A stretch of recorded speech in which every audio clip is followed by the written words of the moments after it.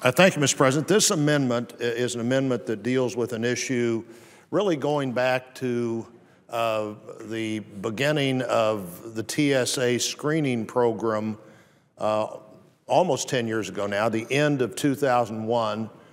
We had a significant discussion between the House and the Senate about how that program would run. In fact, the House that I was a member of at the time, and you were a member of at the time, passed a bill that said that the screening would continue to be competitive and private and determined by local airports. The Senate's view at the time was that this was a new responsibility that would be taken over everywhere by the federal government and the TSA.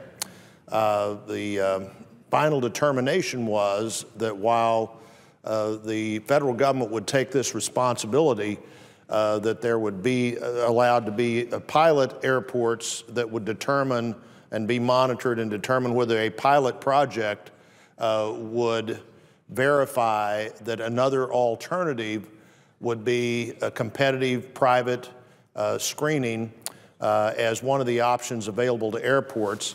And in fact, in 2004, the screening partnership program was created. The pilots had worked.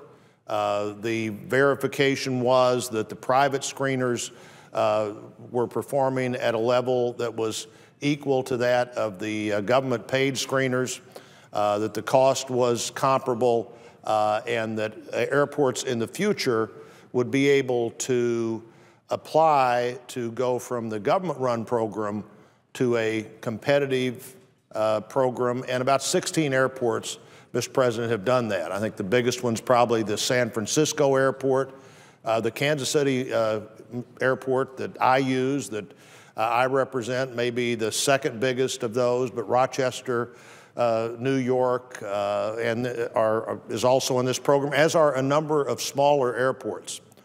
And in fact, as recently as a few months ago, the TSA was still telling airports and recommended to 4 airports in Montana, a state where 7 of their airports are currently in this program. The TSA recommended to 4 more airports in Montana that they look at this program as a potential better alternative for them. And only in recent weeks did TSA determine, in responses to the Springfield, Missouri airport, these 4 Montana airports, and perhaps as many as a handful of other airports, that no, we think that that program is big enough, and this is an option no longer available to local airport boards.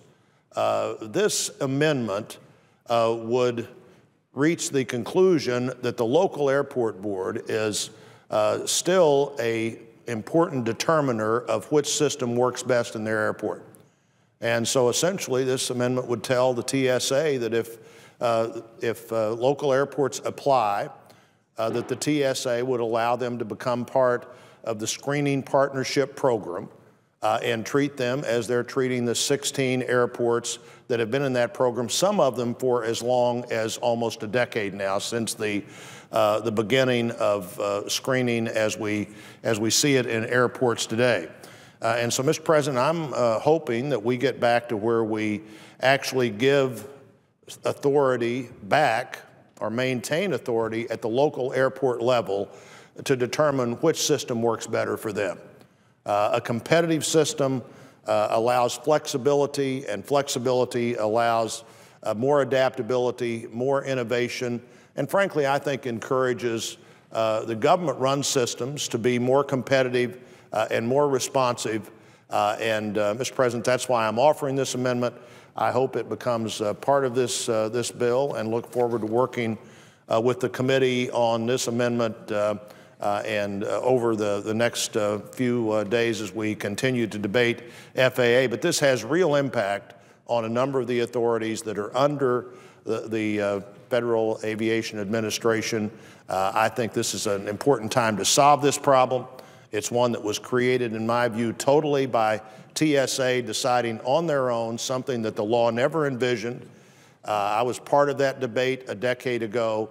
I know what the intention was, and it was not the intention of the pilot or of the pilot program or of the determination we made at the end of 2001, the TSA would determine for local airport authorities what was best for their airport. This amendment would require the TSA to work with local airports and implement their desire to change from the system that they have at the time run totally by TSA to a system that would be under the Screening Partnership Program.